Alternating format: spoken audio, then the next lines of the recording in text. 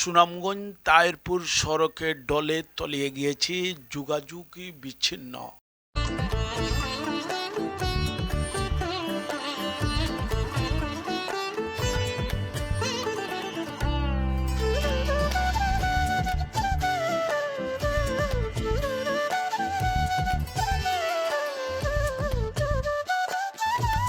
প্রিয় দর্শক, টানা বৃষ্টি উজান থেকে নেমে আসা পাহাড়ি ঢলে সুনামগঞ্জ সব নদ নদীর পানি বৃদ্ধি পাচ্ছে।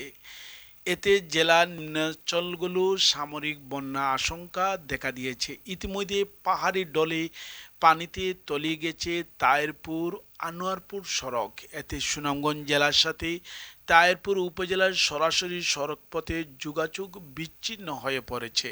প্রিয় দর্শক, জেলা পানি উন্নয়ন বোর্ড জানিয়েছে, সুনামগঞ্জ, সিলেট, ভারতে মেঘালয় আবহাওয়া অধিদপ্তর আগামী 48 ঘন্টা ভারী থেকে অতি ভারী বৃষ্টিপাত সম্ভাবনা রয়েছে। আগামী 2-3 দিন ভারী বৃষ্টিপাত হলে নদ নদীর পানি বিপদসীমার কাছাকাছি পৌঁছে যাবে। কোথায় কোথায় বিপদসীমা স্পট করা সম্ভব রয়েছে। এতে জেলার নিম্নাঞ্চল সামরিক প্লাবিত হতে পারে। এদিকে জেলার সুরমা, জাদুকাঠা, রঙ্গি বিভিন্ন নদীর পানি বেড়েছে। গত 24 ঘন্টায় সুরমা নদীর পানি প্রায় 80 কিলোমিটার বৃদ্ধি পেয়েছে। তবে বর্তমান পানি বিপদসীমা প্রায় 45 সেন্টিমিটার দিকে দিয়ে প্রবাহিত হচ্ছে। সুনামগঞ্জ পানি উন্নয়ন বোর্ড নির্বাহী প্রকৌশলী মোহাম্মদ মামুন হাওলাদার বলেন, ভারতে চেরাপুঞ্জিতে বৃষ্টিপাত অব্যাহত থাকলে নদ নদী পানি বাড়বে।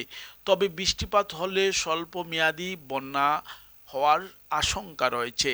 এতে কোনো কোনো নদীর পানি বিপদসীমা অতিক্রম করতেই পারে। প্রিয় দর্শক, এ বিষয়ে তায়েরপুর উপজেলা নির্বাহী কর্মকর্তা মেহেদি হাসান মানিক জানান, বেলা বাড়ার সাথে সাথে পানি বাড়ছে। আনোয়ারপুর সড়ক ইতিমধ্যে পানিতে উঠিয়ে গেছে। এতে স্থানীয় যাতায়াতে কিছুটা ভোগান্তি পোহাতে হচ্ছে। তবে পাহাড়ি ঢল নামতে সড়ক বেশে যখন কিছুক্ষণ স্বাভাবিক হবে। সুনামগঞ্জ তায়েরপুর সড়কে তলিয়ে গেছে, যোগাযোগ বিচ্ছিন্ন রয়েছে।